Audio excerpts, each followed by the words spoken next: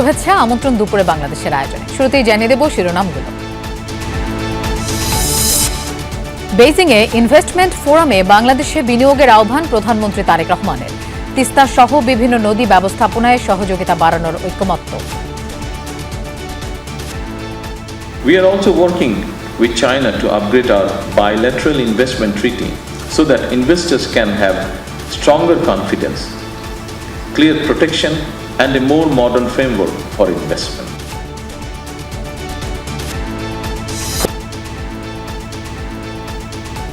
আমাদের black panther আছে, আমাদের কুনা আছে, নেইমার আছে। আজকে performance one of the best. বিনি যেই খেলা দেখাইছে এরপর আর খেলা হয় না। নেইমারের পরে আমাদের বিনি সেরা।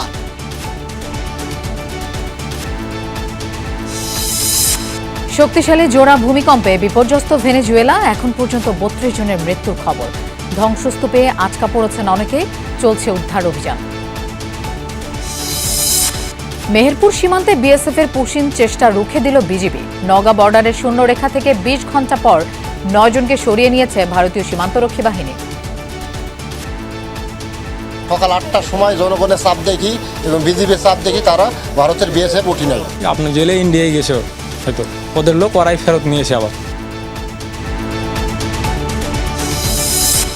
বন্ধ তালিকায় থাকা 3 আর্থিক প্রতিষ্ঠানে প্রশাসক নিয়োগ শিগগিরই।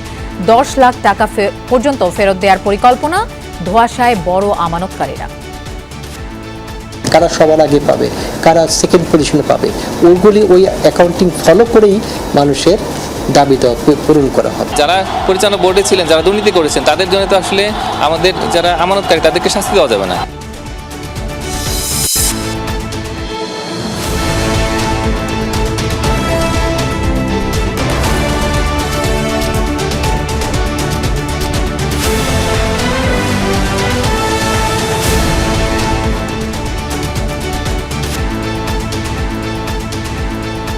দেখছিলেন শিরোনামগুলো। এছাড়াও দেশ বিদেশের আরো খবর নিয়ে দুপুরে বাংলাদেশে আপনাদের সঙ্গে থাকছি আমি মৌসুমী আহমেদ লোপা।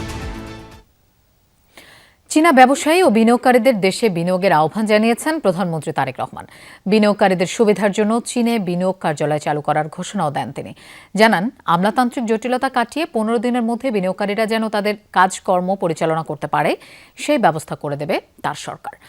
সকালে বেইজিংয়ের দিয়াও ইউতাই হোটেলে বাংলাদেশ বিনিয়োগ উন্নয়ন কর্তৃপক্ষ বিডা আয়োজিত সম্মেলনে প্রধানমন্ত্রী এসব তথ্য জানান।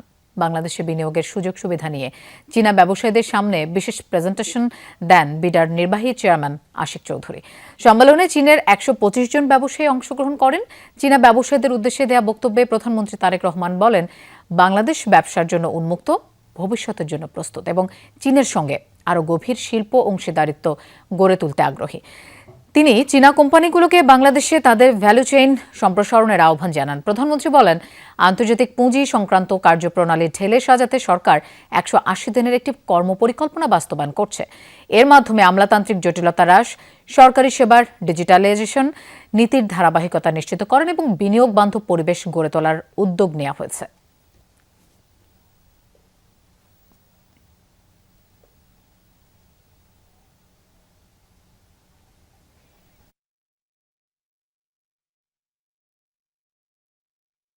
To upgrade our bilateral investment treaty so that investors can have stronger confidence, clear protection, and a more modern framework for investment. The Apex Investment Promotion Agency, BIDA, now has a dedicated relationship management desk for Chinese investors. প্রধানমন্ত্রী তারেক রহমানের সঙ্গে বৈঠক করেছেন চীনের পানি সম্পদ মন্ত্রী লি going. বৈঠকে তিস্তা সহ বাংলাদেশের বিভিন্ন নদীর ব্যবস্থাপনায় দুই দেশ সহযোগিতা বৃদ্ধির বিষয়ে একমত হয়েছে। চীনের স্থানীয় সময় দুপুর 12টায় বেইজিংয়ের রাষ্ট্রীয় দিয়াও ইউতাই অতিথি ভবনে এই বৈঠক অনুষ্ঠিত হয়। বৈঠকে প্রধানমন্ত্রী বন্যার ঝুঁকি মোকাবেলা, পরিবেশ সুরক্ষা ও পানি সম্পদের যথাযথ ব্যবস্থাপনার লক্ষ্যে দেশে চলমান নদী খনন কর্মসূচির কথা উল্লেখ করে বাংলাদেশের পানি সম্পদ ব্যবস্থাপনায় চীনের সরকারের সহযোগিতা কামনা করেন। প্রধানমন্ত্রী বাংলাদেশের তিস্তা ব্যবস্থাপনা প্রকল্পে চীন সরকারের কারিগরি সহায়তা প্রত্যাশা করেন। জবাবে চীনের পানি সম্পদ মন্ত্রী ইতিবাচক সাড়া দিয়ে পানি সম্পদ ব্যবস্থাপনায় বাংলাদেশ সরকারের উদ্যোগে সর্বাত্মক সহযোগিতার আশ্বাস দেন।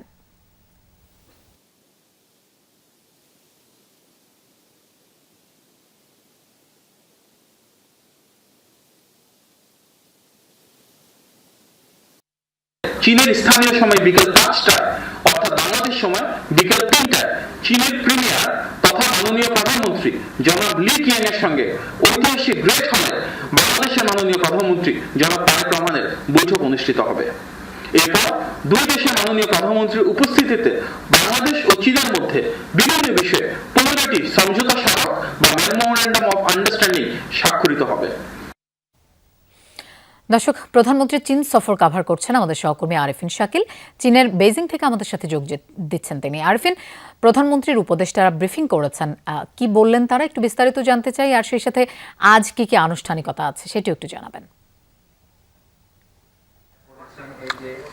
ধন্যবাদ লোপা। মূলত প্রধানমন্ত্রী দুই উপদেষ্টা বলার চেষ্টা করেছেন আজকের দিনে বিনিয়োগকারীদের জন্য সরকারের তরফ থেকে যে সিদ্ধান্ত নেওয়া হয়েছে সেই সিদ্ধান্তগুলো নিয়ে চীনের যারা বিনিয়োগকারী তারা তাদের সন্তুষ্টি জানিয়েছেন এবং তারা বিনিয়োগের বিষয়ে আগ্রহ প্রকাশ করেছেন এবং বাংলাদেশ সরকারের এই সরকার ক্ষমতা আসার পর যে ধরনের চ্যালেঞ্জের মুখে তারা পড়েছে, বিশেষ করে অর্থনৈতিক পুনরুদ্ধার এবং বিনিয়োগকারীদের আস্থা ফেরানোর বিষয়, সেই লক্ষ্যমাত্রা অর্জন করার জন্য মূলত প্রধানমন্ত্রী মালয়েশিয়া এবং চীন সফর করছেন। চীনের বহুজাতিক যে কোম্পানিগুলো রয়েছে সেই কোম্পানিগুলোর প্রধানদের সঙ্গে কথা বলছেন এবং বাংলাদেশ সরকারের যে বিনিয়োগ তারা করবেন এবং সেখানে সরকারের পক্ষ থেকে তাদেরকে বিনিয়োগের মূলধন এবং মুনাফার অঙ্গীকার যে প্রতিশ্রুতি সেই প্রতিশ্রুতি দেওয়া হচ্ছে, অর্থাৎ তাদের নিশ্চিতের প্রতিশ্রুতি দেওয়া হচ্ছে এবং সেই ক্ষেত্রে নতুন কেউ বিনিয়োগ করলে মাত্র 15 দিনের মধ্যে তিনি তার বিনিয়োগের কার্যক্রম বাংলাদেশে শুরু করতে পারবেন এবং সেই সঙ্গে এই চীনে প্রথমবারের মতো বাংলাদেশ তাদের বিনিয়োগ কার্যালয়ে তারা স্থাপন করতে যাচ্ছেন এবং সেটি মূলত প্রধানমন্ত্রী তার আজকের যে ইনভেস্টমেন্ট সামিট সেই ইনভেস্টমেন্ট সামিটে সেটি তিনি পরিষ্কার করেছেন। প্রধানমন্ত্রী দুই উপদেষ্টা বলছেন যে তারা মূলত চেষ্টা করছেন সব ধরনের ব্যবসায়ীদের সঙ্গে তাদের যে সরকারের যে উদ্যোগ সেই উদ্যোগ সম্পর্কে তাদেরকে জানানো এবং সেই সঙ্গে তাদেরকে আকৃষ্ট করা বাংলাদেশের বিনিয়োগের বিষয় এবং সেই সঙ্গে আজকে প্রধানমন্ত্রীর সঙ্গে চীনের পানি সম্পদ মন্ত্রীর একটি সাক্ষাৎ হয়েছে। সেই পানি সম্পদ মন্ত্রীর যে সাক্ষাৎ সেখানে বাংলাদেশের তিস্তা পদ্মা সহ বহু নদীর ব্যবস্থাপনা নিয়ে আলোচনা হয়েছে এবং দুই দেশ ঐক্যমতে পৌঁছেছে। দুই দেশ একসঙ্গে মিলে বাংলাদেশের নদীর ব্যবস্থাপনাকে তারা একটি জায়গায় আনবে যাতে করে বাংলাদেশের মানুষ উপকৃত হয় এবং পাশাপাশি আজকে বিকেল নাগাদ আরেকটি কর্মসূচি রয়েছে, প্রধানমন্ত্রীর সঙ্গে প্রধানমন্ত্রীর বৈঠক রয়েছে এবং সেখানে মূলত এখন পর্যন্ত 10টি সমঝোতা স্মারকে স্বাক্ষর হওয়ার কথা রয়েছে, যেটি মূলত আপনার সঙ্গে কথা বলার ঠিক 1 থেকে 1.5 ঘন্টা পর শুরু হবে এবং বলা হচ্ছে সেখানে 10 থেকে 12টি বা 15টি হতে পারে। আর সেটি গণমাধ্যম থেকে মিডিয়া থেকে শুরু করে সংস্কৃতি অঙ্গন, ব্যবসায়ী অঙ্গন, নানান খাতেই মূলত সেই সমঝোতা স্মারক স্বাক্ষরিত হবে এবং সেই সঙ্গে আগামীকাল প্রধানমন্ত্রী এখানকার যিনি আপনার চীনের প্রেসিডেন্ট শি জিনপিং তার সঙ্গে একটি বৈঠক করবেন। সেই বৈঠকে মূলত বেশ কিছু সিদ্ধান্ত আসতে পারে, বিশেষ করে বাংলাদেশের তিস্তা এবং পদ্মা ব্যারেজে চীনের সহযোগিতা এবং অর্থায়ন নিয়ে আলোচনা হবে। আপনি জানেন যে চট্টগ্রামের আনোয়ারায় চীনা যে অর্থনৈতিক জোন রয়েছে সেখানে কার্যক্রম শুরু করার জন্য সরকারের পক্ষ থেকে এর মধ্যে বাংলাদেশ সরকার অনুমতি দিয়েছে। সেখানে চীনে বিনিয়োগকারীরা যেন যেতে পারেন, সহজে যান এবং চীনের বিনিয়োগকারীদেরকে যেন সরকারের পক্ষ থেকে অর্থাৎ চীনের সরকারের পক্ষ থেকে যেন সহযোগিতা করা হয়। আর সেই রকম যে বৈঠকে সেই বিষয় নিয়ে বাংলাদেশের পক্ষ থেকে আলোচনা করা হবে। আজকের দিনে শুধুমাত্র প্রধানমন্ত্রীর সঙ্গে বিকেল নাগাদ একটি সমঝোতা স্মারকের যে অনুষ্ঠান সেটিও রয়েছে। এরপর আগামীকাল রাষ্ট্রপতির সঙ্গে বৈঠক করে ঢাকার উদ্দেশ্যে উড়াল দিবেন প্রধানমন্ত্রী তারেক রহমান। লোপা। আরিফিন, আপনাকে ধন্যবাদ আমাদের সাথে যোগ দেওয়ার জন্য। এদিকে চীনের রাজধানী বেইজিংয়ে প্রধানমন্ত্রী তারেক রহমানের সাথে সৌজন্য সাক্ষাৎ করেছেন দেশটির কমিউনিস্ট পার্টির আন্তর্জাতিক বিভাগের মন্ত্রী লিউ হাইসিং। স্থানীয় সময় সকালে রাষ্ট্রীয় দিয়াও ইউতাই অতিথি ভবনে অনুষ্ঠিত বৈঠকে দুদেশের সম্পর্ক আরও জোরদার, উন্নয়ন সহযোগিতা এবং জনগণের মধ্যে যোগাযোগ বৃদ্ধির বিষয়ে আলোচনা হয়। বৈঠকে চীন বাংলাদেশের সার্বভৌমত্ব, নিরাপত্তা, উন্নয়নের প্রতি তাদের সমর্থন পুনর্ব্যক্ত করেন। প্রধানমন্ত্রী তারেক রহমান বাংলাদেশে বিভিন্ন উন্নয়ন প্রকল্প এবং চীন বাংলাদেশের মৈত্রী হাসপাতাল নির্মাণে বেইজিংয়ের সহযোগিতা কামনা করেন। এর আগে একই স্থানে বিএনপি এবং চীনের কমিউনিস্ট পার্টির মধ্যে প্রথমবারের মতো একটি সমঝোতা স্মারক সই হয়। বিএনপির পক্ষে প্রধানমন্ত্রীর পররাষ্ট্র বিষয়ক উপদেষ্টা হুমায়ুন কবির এবং চীনের পক্ষে কমিউনিস্ট পার্টির আন্তর্জাতিক বিভাগের মন্ত্রী লিউ হাইসিং স্মারকে স্বাক্ষর করেন। দুপক্ষই রাজনৈতিক যোগাযোগ, গণমাধ্যম, থিঙ্ক ট্যাঙ্ক এবং জনগণের মধ্যে সম্পর্ক উন্নয়নে সহযোগিতা বাড়ানোর আশাবাদ ব্যক্ত করে। এ সময় দুদেশের ঊর্ধ্বতন কর্মকর্তারা উপস্থিত ছিলেন।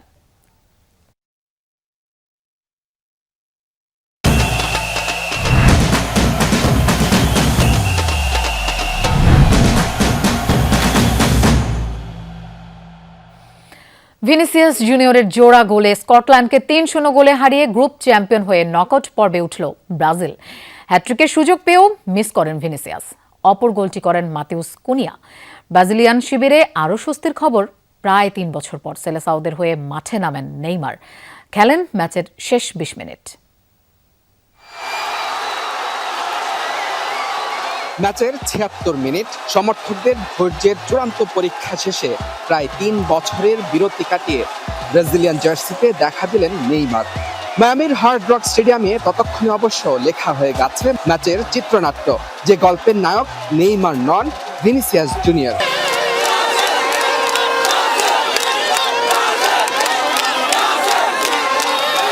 শূন্যস্থান কখনো ফাঁকা থাকে না, তার জ্বলন্ত প্রমাণ হতে পারেন ভিনি। স্কটিশদের বিপক্ষে সবার দৃষ্টি যখন নেইমারের প্রত্যাবর্তনে, তখন ম্যাচের শুরুতেই দেখালেন ঝলক। প্রতিপক্ষ ডিফেন্ডারের ভুলে গোলরক্ষককে বোকা বানাতে ভুল করেননি এই রিয়াল মাদ্রিদ তারকা।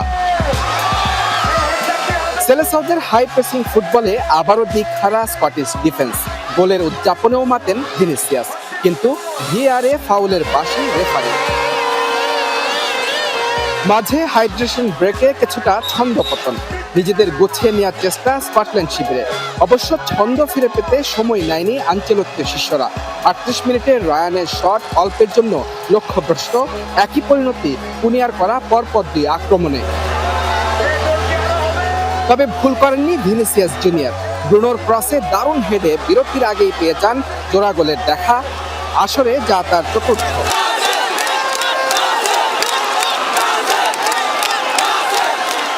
বিরতির পর হ্যাট্রিক পূরণ করার সহজ সুযোগ নষ্ট করেন ভিনিসিয়াস। নেইমার স্লোগানে মুখরিত তখন মায়ামির হার্ড রক স্টেডিয়াম, কিন্তু মন গলেনি আনচেলত্তির। আস্থা রাখেন কুনিয়াতেই, যার প্রতিদানে ব্রাজিলের 3য় গোলে নাম লেখালেন আগের ম্যাচে জোড়া গোল করা কুনিয়া। মাঝে গোল পরিশোধে স্কটল্যান্ড বেশ কিছু আক্রমণ করলেও সেলেসাওদের জমাট রক্ষণ ভাঙা সম্ভব হয়নি। অবশেষে অপেক্ষা ফুরোয় নেইমার ভক্তদের। প্রত্যাবর্তনের ম্যাচে হয়ে থাকলেন পার্শ্ব চরিত্র। ম্যাচের বাকিটা সময়ে বেশ কয়েকবার লিড বাড়ানোর সঙ্গে বিশ্বকাপে নিজের প্রথম হ্যাট্রিকের সুযোগ মিস করেছেন ভিনিসিয়াস জুনিয়র। জোড়া গোলে নেইমারের প্রত্যাবর্তন ম্যাচ রাঙালেন ভিনিসিয়াস জুনিয়র। বড় জয়ে গ্রুপ চ্যাম্পিয়ন হয়ে রাউন্ড অফ 32-তে এখন ব্রাজিল। অপর ম্যাচে মরক্কো হাইতিকে 4-2 ব্যবধানে হারালেও গোল ব্যবধানে পিছিয়ে থেকে গ্রুপ রানার্স আপ হয়ে নকআউট পর্বে অ্যাটলাস লায়ন্সরা। মুজরাবিন তারেক, যমুনা স্পোর্টস, যুক্তরাষ্ট্র। নেইমারের প্রত্যাবর্তন আর গ্রুপ চ্যাম্পিয়ন হয়ে নকআউট পর্বে উঠায় উচ্ছ্বসিত ব্রাজিল সমর্থকরা। ভোররাতে ঢাকা বিশ্ববিদ্যালয় ক্যাম্পাসে ব্রাজিল স্কটল্যান্ডের খেলা দেখতে ভিড় করেন সমর্থকরা। ভিনিসিয়াস জুনিয়রের ডাবল ও ম্যাথিউস কুনিয়ার গোলে ব্রাজিলিয়ান ছন্দ উপভোগ করে আনন্দে উচ্ছ্বাসে মেতে ওঠেন তারা। সমর্থকদের প্রত্যাশায় এবার হেক্সা মিশন সফল করে কাপ নিয়ে ঘরে ফিরবেন ভিনি নেইমাররা।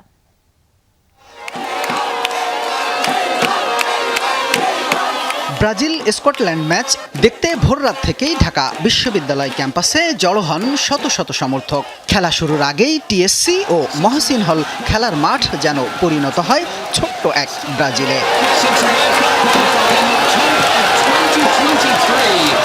আমাদের একজন বুড়া মেসি লাগে না, আমাদের ব্ল্যাক প্যান্থার আছে, আমাদের কুনা আছে, নেইমার আছে, তো আমাদের একজন লাগে না, আমাদের অনেকজন আছে। ডে বাই ডে ম্যাচ যাচ্ছে এবং খেলা খুব ইমপ্রুভ হচ্ছে।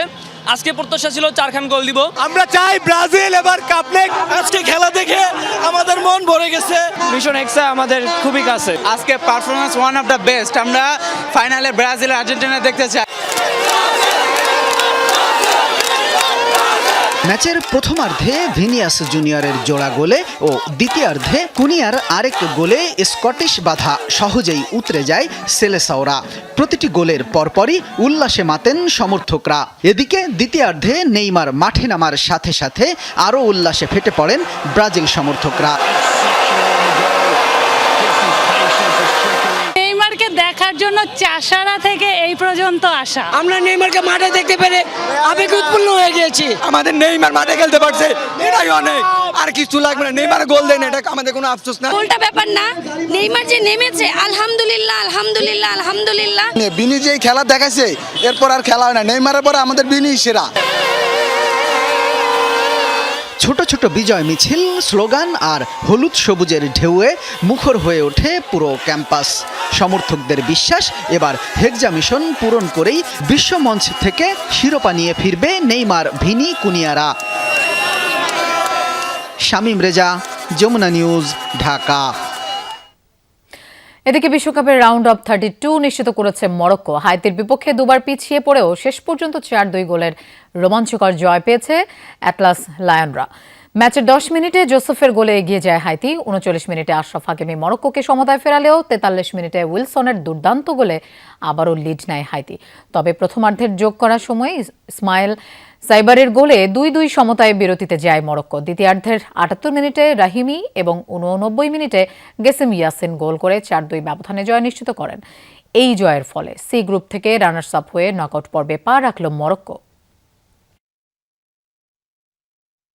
মাত্র 39 সেকেন্ডের ব্যবধানে শক্তিশালী দুটি ভূমিকম্পে কেঁপে উঠল ভেনেজুয়েলা। রিক্টার স্কেলে যাদের মাত্রা ছিল 7.2 এবং 7.5। বিশ্লেষকরা জানিয়েছেন 100 মিলিয়ন টন টিএনটি বোমার সমান শক্তি নির্গত করেছে দ্বিতীয় ভূমিকম্পটি। ধসে পড়েছে বহু ভবন, স্থাপনা, ধ্বংসস্তূপের নিচে চাপা পড়েছে বিপুল সংখ্যক মানুষ। এই পর্যন্ত উদ্ধার করা হয়েছে 32 জনের মরদেহ। আহতদের সংখ্যা ছাড়িয়েছে 700। প্রাণহানি আরও ব্যাপক বাড়তে পারে বলে শঙ্কা করা হচ্ছে। এই পর্যন্ত অনুভূত হয়েছে 20টিরও বেশি আফটারশক।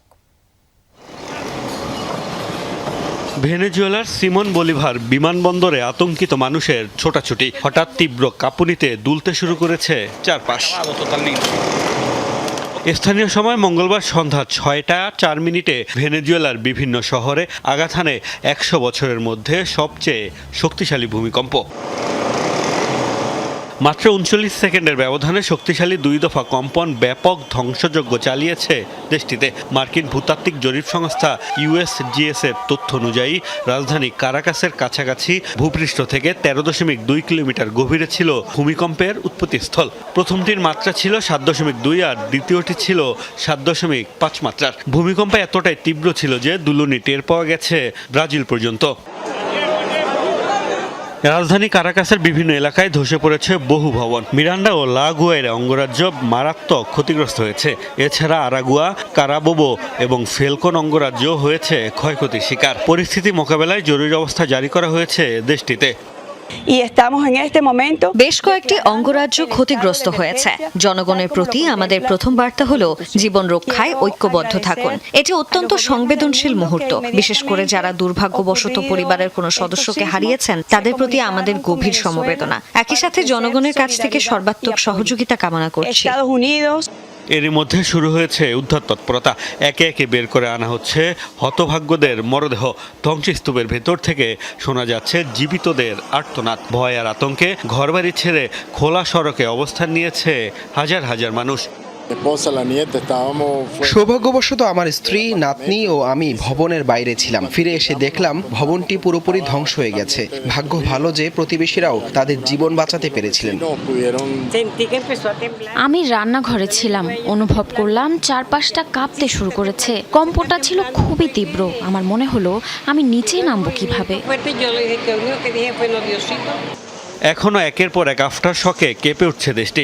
আগামী সপ্তাহ জুড়ে 3 থেকে 5 মাত্রার আফটার শক অব্যাহত থাকবে বলে জানিয়েছে আবহাওয়া বিভাগ। এরই মধ্যে মানবিক সহায়তা, চিকিৎসা সরঞ্জাম ও উদ্ধারকারী দল পাঠানোর ঘোষণা দিয়েছে যুক্তরাষ্ট্র। সহায়তার ঘোষণা দিয়েছে Brazil, Panama, Ecuador, El Salvador সহ বেশ কয়েকটি লাতিন দেশও। মোস্তফা মাহমুদ, যমুনা নিউজ। আগামী কয়েকদিনের মধ্যে মাদকদ্রব্য নিয়ন্ত্রণ আইনের সংশোধনী সংসদে উঠবে। বিদ্যমান মাদক নিয়ন্ত্রণ আইন দিয়ে মাদকের বিরুদ্ধে লড়াই করা যাচ্ছে না বলে জানিয়েছেন স্বরাষ্ট্রমন্ত্রী সালাউদ্দিন আহমেদ।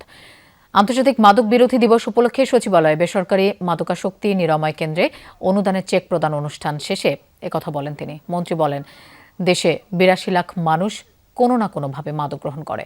মাদকাসক্তের সংখ্যার তুলনায় সরকারি চিকিৎসা সুবিধা যথেষ্ট নয়। মাদকদ্রব্য নিয়ন্ত্রণ অধিদপ্তরের সক্ষমতা বাড়াতে হবে এবং আইনি ভিত্তি শক্ত হলে পরিবর্তন আসবে। এ সময় তিনি বলেন, প্রচলিত আদালতের পাশাপাশি মাদক সংক্রান্ত মামলা দ্রুত নিষ্পত্তির জন্য আলাদা ট্রাইব্যুনাল গঠনের প্রস্তাব দেওয়া হয়েছে। বর্তমানে শুধু ঢাকাতেই 80,000 মামলা পেন্ডিং আছে।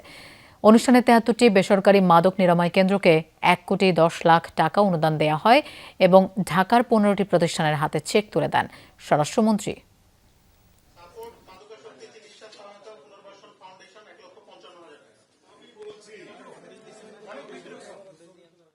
মাদক দ্রব্যের জন্য আলাদা ট্রাইব্যুনাল সৃজনের প্রস্তাব দিয়েছি, পাশাপাশি এখতিয়ার সম্পন্ন আদালতও থাকবে। মাদক ব্যবসায়ীদেরকে ধরার পরে থানায় সুপর্দ করার আগে, এফআইআর করার আগে মধ্যবর্তী একটা সময়ে রাখতে হয়। মাদক দ্রব্য নিয়ন্ত্রণ অধিদপ্তর কোনো রেগুলার থানা না, হাজতখানার ব্যবস্থা রাখা হচ্ছে, ট্রান্সপোর্টেশনের ব্যবস্থা রাখা হচ্ছে, ডগ স্কোয়াডের ব্যবস্থা রাখা হচ্ছে। এগুলো করার পরে আমরা একটা অপারেশনে যাব। সেই আইনটা আগামী কয়েকদিনের ভিতরে পার্লামেন্টে উঠবে ইনশাআল্লাহ। দর্শক, লক্ষ্মীপুরে একই পরিবারের ৩ জনকে কুপিয়ে হত্যা করা হয়েছে। আমরা এই বিষয়ে জানবো। ঘটনাস্থলের থেকে আমাদের সাথে যোগ দিচ্ছেন সহকর্মী আনিস কবির। আনিস, খুবই দুঃখজনক একটি ঘটনা, একই পরিবারের ৩ জনকে কুপিয়ে হত্যা করা হয়েছে। একটু ঘটনার বিস্তারিত জানতে চাই, পুলিশ এসেছে কিনা, তারা কি বলছেন? লোপা, আসলে কিন্তু যেটি বলছেন সেটি আসলে কিন্তু খুবই দুঃখজনক এবং মর্মান্তিক একটি ঘটনা। আমরা এসে কিন্তু এখানে যেটি দেখতে পেয়েছি, আসলে কিন্তু পুলিশের পক্ষ থেকে আমরা যেটি জানতে পেরেছি এবং স্থানীয় যে উৎসব জনতারা রয়েছেন তারা কিন্তু এখানে সদর হাসপাতালে কিন্তু এখানে উপস্থিত রয়েছেন। তারা কিন্তু এখনো নিশ্চিত করে বলতে পারছেন না যে কী পরিবারের 3 জন কিন্তু মারা গেছেন, এটা কিন্তু পুলিশের পক্ষ থেকে বলা হয়েছে এবং আমরা নিজেরাই কিন্তু এখানে এসে দেখলাম যে লাশগুলো দেখতে পেয়েছি। কিন্তু প্রশাসনের পক্ষ থেকে এখন পর্যন্ত কী কারণে হত্যাকাণ্ডটি হয়েছে এবং কী কারণে হত্যাকাণ্ডের ঘটনা হয়েছে সেটি পর্যন্ত এখন পর্যন্ত তারা কেউ নিশ্চিত করে বলতে পারে না। তবে যেই হত্যা করার উদ্দেশ্যে এবং ভিকটিম যে তিনি তাকেও কিন্তু এলাকাবাসী কিন্তু তাকে গণপিটুনি দিয়ে আহত করেছেন, আমরা সেটি পুলিশের পক্ষ থেকে জানতে পেরেছি। পুলিশ বলছেন যে তাকে এখন বর্তমানে হাসপাতালে প্রেরণ করা হয়েছে।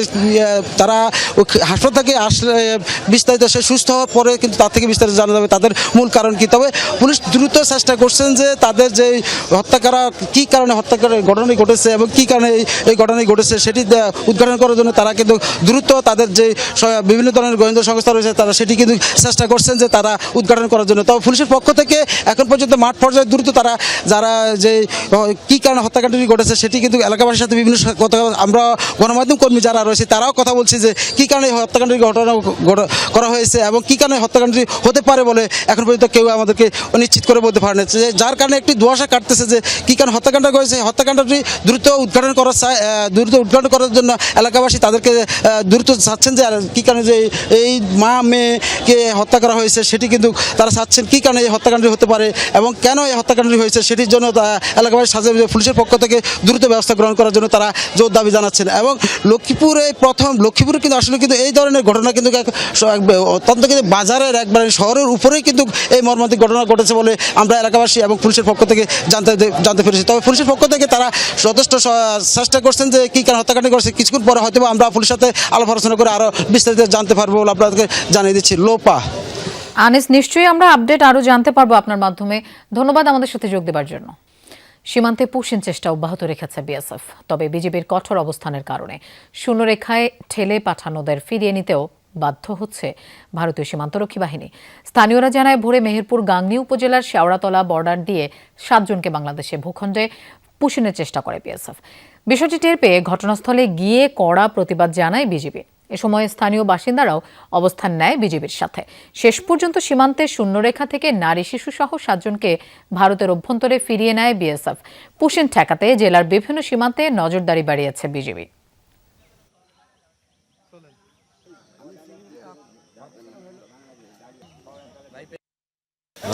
পাঁচটার সময় দেখছি ওই লোকগুলো আসার পরে তারপরে পার করার চেষ্টা করে, আমরা বাধা দিই। 6 জন পুরুষ 1 জন নারী আটকানোর পরে জনগণ ওঠার পরে সকাল 8টার সময় জনগণের চাপ দেখি এবং বিজিবির চাপ দেখি তারা ভারতের বিএসএফ উঠি নেয়। এদিকে নওগাঁর সাপাহার সীমান্তে শূন্যরেখা থেকেও ঠেলে পাঠানো 9 জনকে ফিরিয়ে নিয়েছে বিএসএফ। প্রায় 20 ঘণ্টা পর গতরাতে তাদের ভারতের অভ্যন্তরে নিয়ে যাওয়া হয়। এ সময় লাইট বন্ধ রাখে বিএসএফ। বিজিবি জানায় বুধবার ভোরে সাপাহারের আদাতলা সীমান্ত দিয়ে নারী শিশুসহ 9 জনকে পুশিনের চেষ্টা করে ভারতীয় সীমান্তরক্ষী বাহিনী। শেষ খবর পেয়ে বর্ডার এলাকায় কঠোর অবস্থান নেয় বিজিবি। ভেস্তে যায় বিএসএফ এর পুশিন চেষ্টা। বাতি বন্ধ ছিল, ওদের ওখানে গাড়ি আসছিল, গাড়ির আলা পেয়েছিলাম আমরা। তো বাংলাদেশে আসার কোনো চান্স নাই, গেছে আপনার জেলে ইন্ডিয়ায় গেছে হয়তো, ওদের লোক ওরাই ফেরত নিয়েছে আবার। দর্শক, এই বিষয়ে আমরা আরো জানবো। মেহেরপুর থেকে আমাদের সাথে যোগ দিচ্ছেন সহকর্মী রামিজ হাসান। রামিজ, বিএসএফ এর পুশিনের চেষ্টার বিষয়ে বিজিবি কি বলছে? সীমান্তের নজরদারি কেমন দেখছেন আজকে?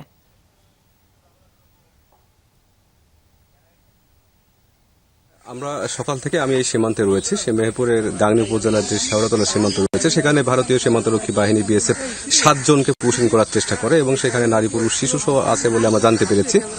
আমরা এখন পর্যন্ত যেটি জানতে পেরেছি, ভারতীয় সীমান্তরক্ষী বাহিনী যে পুশিং করার ঘটনা ঘটিয়েছে সেটি ব্যর্থ হয়েছে।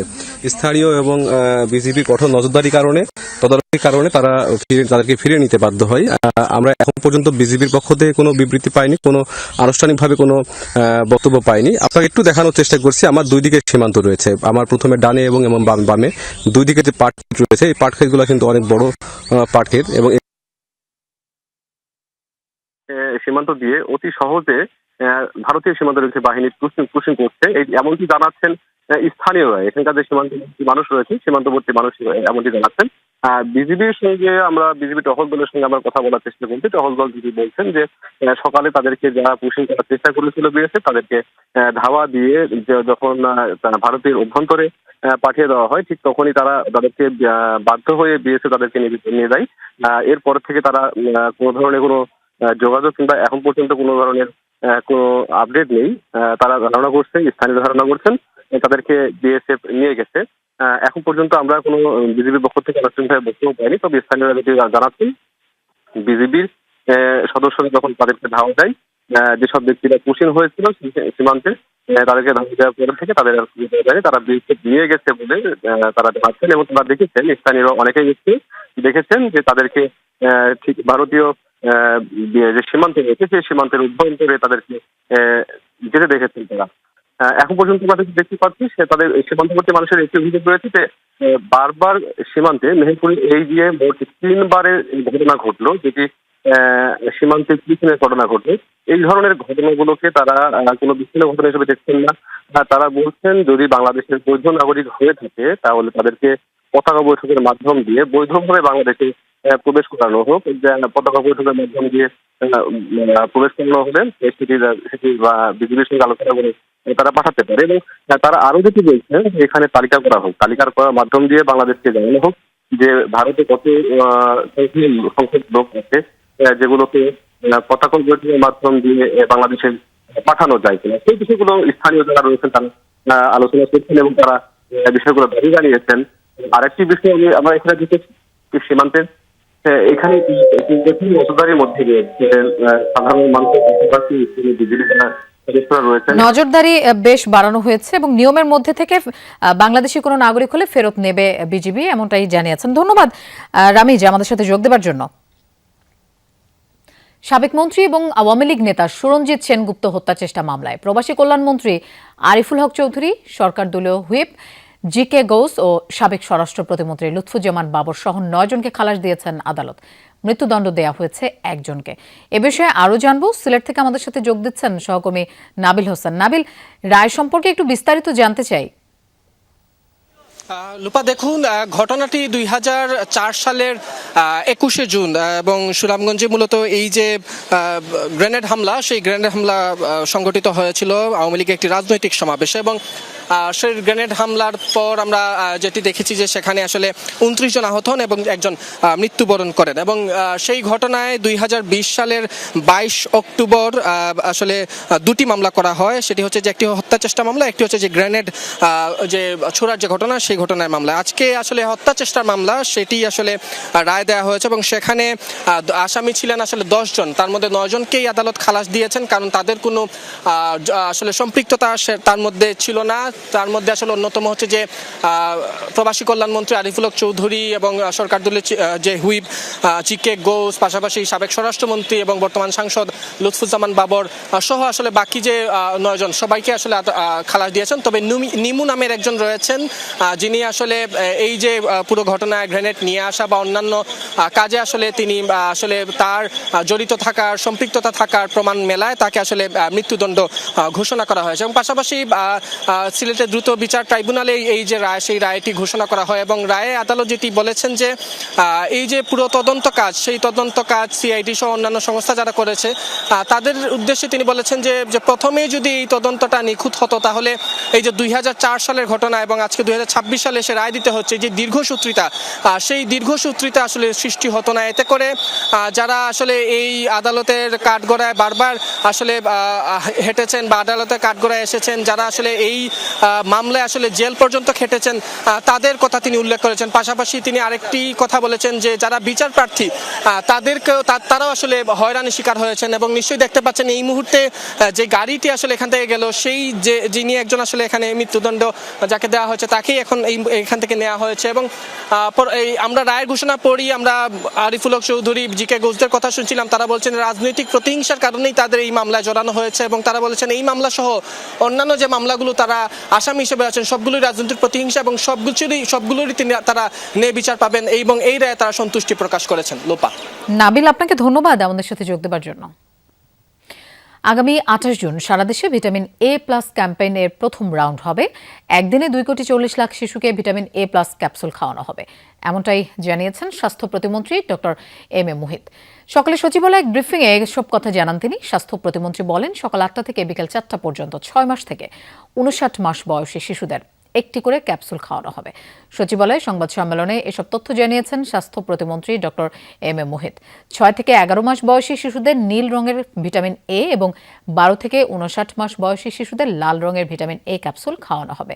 তিনি জানান, একদিনের ভিটামিন এ প্লাস ক্যাম্পেইনে যেসব শিশু বাদ পড়বে, পরের দিন উপজেলা স্বাস্থ্য কমপ্লেক্সে তাদের ক্যাপসুল খাওয়ানো হবে। আর দুর্গম অঞ্চলের শিশুদের 28 জুনের পর পরবর্তী 4 দিন টিকা খাওয়ানো হবে। ভিটামিন এ প্লাস ক্যাম্পেইনের দ্বিতীয় রাউন্ড হবে এবছরের ডিসেম্বর মাসে।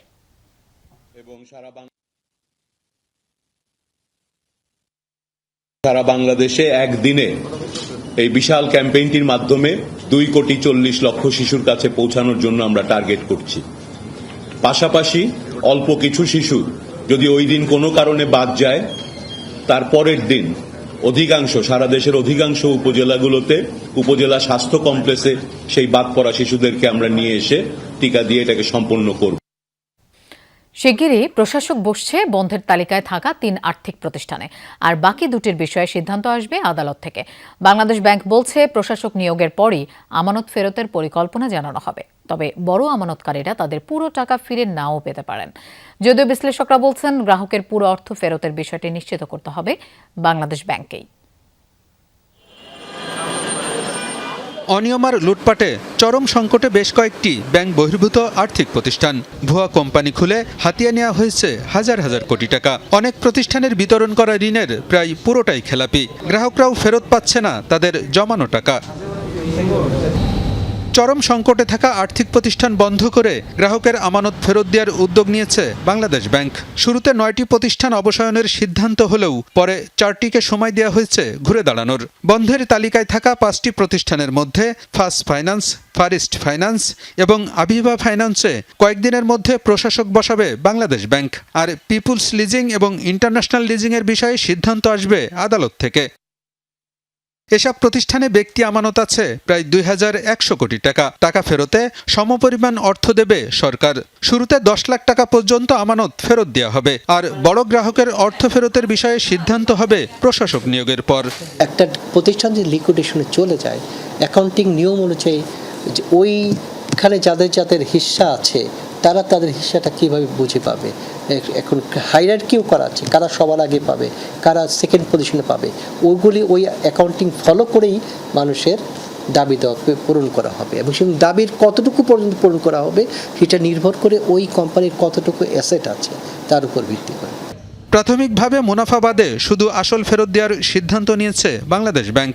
সরকারি অর্থে ব্যক্তি আমানত এবং সম্পদ বিক্রি করে ফেরত দেওয়া হবে প্রাতিষ্ঠানিক আমানত। তবে বড় গ্রাহকরা পুরো টাকা ফেরত পাবে কিনা তা নিয়েও রয়েছে অনিশ্চয়তা। যদিও বিশ্লেষকরা বলছেন, নিয়ন্ত্রক সংস্থার দুর্বলতার জন্যই সংকটে পড়েছে আর্থিক প্রতিষ্ঠান। এজন্য গ্রাহকরা দায়ী নয়, তাই তাদের পুরো অর্থ ফেরতের বিষয়টি নিশ্চিত করতে হবে। আমানতকারীদের তো কোনো দোষ নেই, যারা আসলে দুর্নীতি করলো, যারা লুটপাট পাচার করলো, তো তাদেরকে তো ধরাটা সবচেয়ে গুরুত্বপূর্ণ। যারা পরিচালনা বোর্ডে ছিলেন, যারা দুর্নীতি করেছেন, তাদের জন্য তো আসলে আমাদের যারা আমানতকারী তাদেরকে শাস্তি দেওয়া যাবে না। তো সুতরাং সেভাবে করে একটা নীতি যদি আমরা প্রণয়ন করি যে তাতে করে গ্রাহকেরা বা আমানতকারীরা তারা যেন বেশি ক্ষতির মধ্যে না পড়েন। ল্যাক্স সুপারভিশন হোক বা ক্লোজ সুপারভিশন হোক, তারা তো দায়িত্ব তো তাদের, লাইসেন্স তারা দিয়েছে, আর রেগুলেটরও প্রাইমারিলি তারা। একটা প্ল্যান নিয়ে এগিয়ে আসা উচিত, একটা পরিকল্পনা নিয়ে, তাহলে হয়তো কি যারা টাকাগুলো রেখেছে তারা অনেকটা আশ্বস্ত হতো। এখন তো তারা অনিশ্চয়তার মধ্যে ঘুরপাক খাচ্ছে। তবে জনগণের করের টাকায় লুটপাটকারীদের দায় মেটানো কতটা যৌক্তিক তা নিয়েও প্রশ্ন আছে অর্থনীতিবিদদের। ভবিষ্যতে এভাবে ফেল করতে থাকবে, ব্যাংকও করবে, এনবিএফআই করবে, তখনও কি আমরা এভাবে টাকা দিতেই থাকবো সরকারি অর্থায়নের মাধ্যমে? সেটা নিয়ে চিন্তা করা উচিত। আলমগীর হোসেন, যমুনা নিউজ, ঢাকা।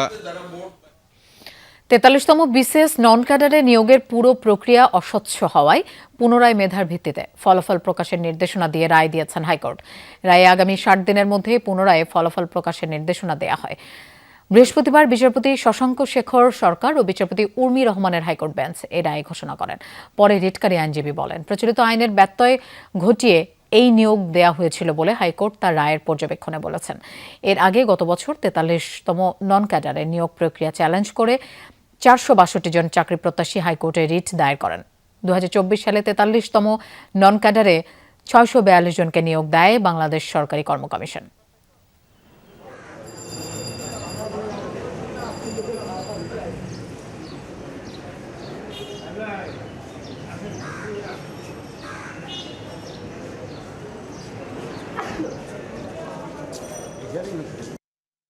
আইন অনুযায়ী তারা তাদের কার্যক্রম করেনি, অস্বচ্ছভাবে হয়েছে।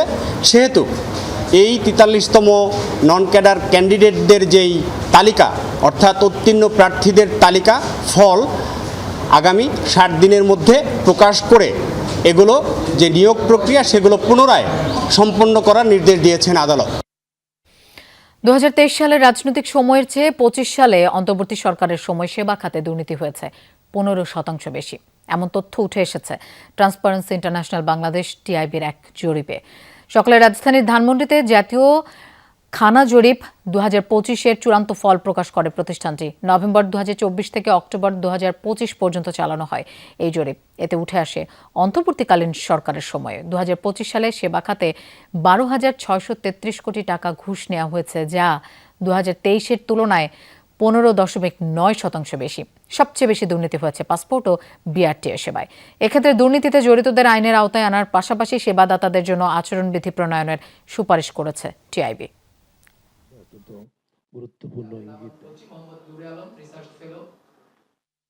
আমরা মনে করি যে এটি একটা ধারাবাহিকতা। এই যে দুর্নীতির বিচার হয় না, প্রতিরোধ হয় না, প্রতিকার হয় না, যারা দুর্নীতি করে তাদেরকে এমনকি পুরস্কৃত করা হয়, এটাও উত্তরদাতারা বলেছেন। এটি হচ্ছে যে বিকাশমান যে চিত্র, সেটার অন্যতম কারণ। এবং সেই ক্ষেত্রেও অন্তর্বর্তী সরকারের সময় যে খুব একটা উল্লেখযোগ্য উদ্যোগ নেওয়া হয়েছে সেটা বা উল্লেখযোগ্য সাফল্য অর্জন করা হয়েছে বা করা গেছে, সেটা কিন্তু বলার মতো সুযোগ নেই এবং এই জরিপ সেটাই প্রমাণ করছে। মুন্সিগঞ্জের শ্রীনগরে চুরির চেষ্টার অভিযোগে এক যুবককে পিটিয়ে হত্যা করা হয়েছে। ভোরে উপজেলার শ্যামসিদ্ধি এলাকায় এই ঘটনা ঘটে। স্থানীয়দের দাবি, গতরাতে একটি বাড়িতে চুরি করার সময় ওই যুবককে হাতে নাতে ধরে ফেলা হয়। পরে তাকে বেধড়ক পেটানো হয়। এতে ঘটনাস্থলেই মৃত্যু হয় তার। খবর পেয়ে মরদেহ উদ্ধার করে ময়নাতদন্তের জন্য হাসপাতালে পাঠায় পুলিশ। নিহত শাহাদতের বিরুদ্ধে একাধিক মামলা রয়েছে বলেও জানিয়েছে এলাকাবাসী। এ ঘটনায় আইনগত ব্যবস্থা নেওয়ার কথা জানিয়েছে পুলিশ।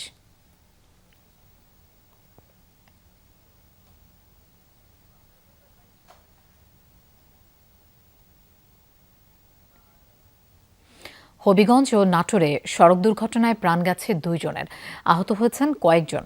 স্থানীয়রা জানায়, সকালে হবিগঞ্জের শায়েস্তাগঞ্জে পিকআপ ভ্যান, ট্রাক ও সিএনজি চালিত অটোরিকশার ত্রিমুখী সংঘর্ষ হয়। এতে দুমড়ে মুচড়ে যায় পিকআপ ও সিএনজি। ঘটনাস্থলেই মারা যান পিকআপের চালক কাউসার মিয়া। আহত 3 জনকে সদর হাসপাতালে ভর্তি করা হয়েছে। এদিকে ভোরে নাটোরের সিংড়ায় থেমে থাকা বালুবাহী ডাম্প ট্রাকের পেছনে ধাক্কা দেয় একটি কাভার্ড ভ্যান। এতে ঘটনাস্থলেই মৃত্যু হয় কাভার্ড ভ্যানে থাকা একজনের। আহত একজনকে হাসপাতালে ভর্তি করা হয়েছে। ট্রাক দুটি জব্দ করেছে পুলিশ। নেইমারের মাঠে নামতে বাড়তি কোনো অনুপ্রেরণার প্রয়োজন নেই, ও যোগ্য বলেই খেলার সুযোগ পেয়েছে, এমনটাই জানিয়েছেন সেলেসাওদের কোচ কার্লো অ্যাঞ্চেলোত্তি। পাশাপাশি ভিনির পারফরম্যান্স মুগ্ধ করেছে এই ইতালিয়ান মাস্টার মাইন্ডকে। অ্যানচেলোত্তির অধীনে সেলেসাওরা এখন যেন এক জ্বলন্ত আগ্নেয়গিরি।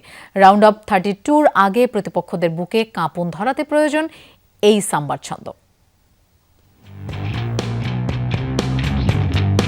মরক্কোর সাথে ড্র দিয়ে শুরু, আর তাতেই চারদিকে সমালোচনার ঝড়। কিন্তু হাইতির পর স্কটল্যান্ডকে 3-0 গোলে উড়িয়ে দিয়ে শেষ পর্যন্ত গ্রুপ চ্যাম্পিয়ন হয়ে নকআউটে পা রাখল ব্রাজিল। আর এই জয়ের রাতে ব্রাজিলিয়ান ফুটবলে ফিরল এক চিরচেনা আবেগ, নেইমার জুনিয়র। স্কটিশদের বিপক্ষে মাঠে যেন ঝড় তুলল কার্লো আনচেলোত্তির শিষ্যরা। রক্ষণ ভাগকে একাই নাচিয়ে দিলেন ভিনিসিয়াস জুনিয়র। শুধু তাই নয়, প্রতিপক্ষের জাল কাঁপিয়েছেন দুবার। মাঠে তার পজিশন বদল আর গতি দেখে মনে হচ্ছিল তাকে থামানোর সাধ্য নেই কারো। ভিনি এখন দুর্দান্ত ফর্মে আছে। আমরা যখনই বল হারিয়ে ফেলি দল তাকে কিছুটা বিশ্রামের সুযোগ দেয়, ফলে বল পেলেই ও আবার তরতাজা হয়ে ওঠে। ও শুধু উইংয়েই আটকে থাকছে না, ভেতরে ঢুকেও খেলছে, যা আমাদের জন্য বড় প্লাস পয়েন্ট।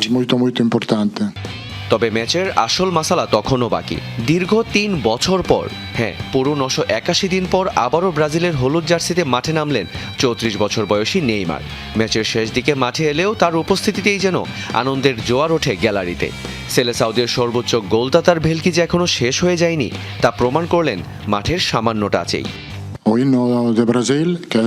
খেলার জন্য নেইমারের বাড়তি কোনো অনুপ্রেরণার প্রয়োজন নেই। ওর বয়স এখন 34 বছর, অথচ ওর মধ্যে এখনও সেই ছোট ছেলেদের মতোই ফুটবল নিয়ে একই রকম আবেগ কাজ করে। ও খেলার সুযোগ পেয়েছে কারণ ও এটার যোগ্য ছিল। সুস্থ হয়ে ওঠার জন্য ও অত্যন্ত গুরুত্ব ও পেশাদারিত্বের সাথে কঠোর পরিশ্রম এবং অনুশীলন করেছে। নিখুঁত আক্রমণ তৈরি, সবাই মিলে একসাথে লড়াই করা, আর তার উপর নেইমারের এই রাজকীয় প্রত্যাবর্তন, সব মিলিয়ে আনচেলোত্তির দল যেন এখন উঠছে। সেলেসাওদের পরবর্তী মিশন এখন round of 32। Rian Rafti, Jamuna sports. এ গ্রুপে চেক রিপাবলিককে হারিয়ে 3 জয়ে গ্রুপ চ্যাম্পিয়ন হয়ে নকআউট পর্ব নিশ্চিত করল মেক্সিকো। গ্রুপ পর্বে নিজেদের শেষ ম্যাচে 3-0 গোলের জয় পেয়েছে দলটি। ম্যাচের 55 মিনিটে মাতেও চ্যাভেজের পায়ে লিড নেয় মেক্সিকো।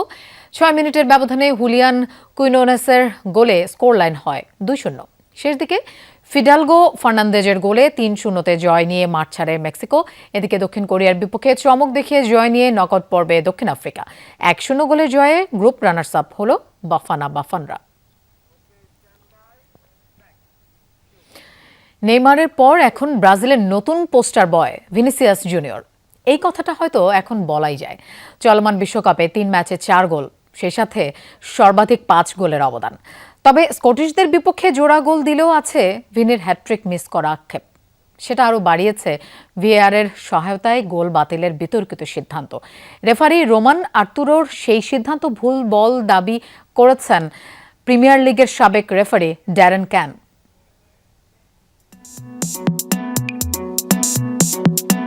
আর্জেন্টিনার মেসি, ফ্রান্সের এমবাপ্পে, ইংল্যান্ডের হ্যারি কেইন কিংবা পর্তুগালের রোনালদো, যে কোনো দলের সাফল্য পাবার জন্য একজন লিডার প্রয়োজন, সেটা অবশ্যই গোল স্কোরিং লিডার। ব্রাজিল দলে বিভিন্ন সময়ে সেই লিডারের ভূমিকায় ছিলেন পেলে, রোমারিও, রিভালদো, রোনালদো, নাজারিওরা। সবশেষ ব্রাজিলের সেই নেতা ছিলেন নেইমার। ব্রাজিলের হয়ে সর্বাধিক ৭৯ গোল করা এই ফুটবলার ইনজুরিতে জর্জরিত হয়ে ক্যারিয়ারের গোধূলিতে বলাই যায়। এমন সময়ে এই বিশ্বকাপে আসার আগে একজন নেতার অভাবে ছিল ব্রাজিল। কিন্তু অঘোষিত সেই নেতার ব্যাটনটা যেন নেইমারের হাত থেকে আদায় করে নিলেন ভিনিসিয়াস জুনিয়র। স্কটিশদের বিপক্ষে জয়ের লড়াইয়ে 2টি গোল করে দারুণভাবে অবদান রেখেছেন ব্রাজিলকে গ্রুপ সেরা করতে। কেবল এই ম্যাচেই নয়, মরক্কো আর হাইতির বিপক্ষে ম্যাচও সেরা খেলোয়াড়ের পুরস্কার পেয়েছেন ভিনি। সব মিলে বিশ্বকাপের 3 ম্যাচে 4টি গোল করেছেন ভিনিসিয়াস, সেই সাথে আছে একটি অ্যাসিস্টও, যার ফলে এখন পর্যন্ত বিশ্বকাপের সর্বোচ্চ গোলের অবদান রাখার তালিকায় মেসি আর জার্মানির উন্দাভের সাথে যৌথভাবে শীর্ষে এই উইঙ্গার। তবে এত সব সাফল্যের মাঝেও আছে কিন্তু কিছুটা হতাশা, আর সেটা হলো ৬৮ বছরের খরা কাটাতে না পারার আক্ষেপ। ব্রাজিলের হয়ে বিশ্বকাপের সবশেষ হ্যাট্রিক করেছিলেন পেলে ১৯৫৮ সালে। এরপর আর কোনো ব্রাজিলিয়ান এক ম্যাচে 3 গোল করতে পারেনি বিশ্বকাপে। ভিনির হ্যাট্রিক না হওয়ার পেছনে দুটি কারণ আছে। প্রথমত, তিনি অন্তত দুটি সুযোগ হাতছাড়া করেছেন, আর দ্বিতীয়টি হলো রেফারির বিতর্কিত সিদ্ধান্ত। ম্যাচের 24 মিনিটে ভিনির করা একটি গোল ভিআর এর সহায়তায় বাতিল করেছেন রেফারি সেজার আর্তুরো রামোস। মেক্সিকানের রেফারির সিদ্ধান্ত নিয়ে তুমুল বিতর্ক চলছে। এই ঘটনাটিকে প্রিমিয়ার লিগের সাবেক রেফারি ড্যারেন ক্যান ভুল সিদ্ধান্ত বলে আখ্যা দিয়েছেন। সত্যি বলতে স্কটল্যান্ড কিছুটা ভাগ্যবান। বল খেলার আগে সামান্য স্পর্শ হয়েছিল ঠিকই, কিন্তু আমার মনে হয় না এটা ভিনি জুনিয়রের কোনো ফাউল ছিল। সে কেবল বল দখলের লড়াইয়ে নিজের জায়গা পাবার চেষ্টা করছিল এবং উল্টো স্কটিশ সেই ডিফেন্ডারের পা এসে তাকে আঘাত করে। হাসিনুর রহমান, যমুনা স্পোর্টস। দর্শক, দুপুরে বাংলাদেশের প্রথম ঘন্টা থেকে বিদায় নিচ্ছি আমি মৌসুমী আহমেদ লোপা। আর পরের ঘন্টা খবর নিয়ে ফিরবেন সহকর্মী মাসুম রাব্বি। সাথেই থাকুন।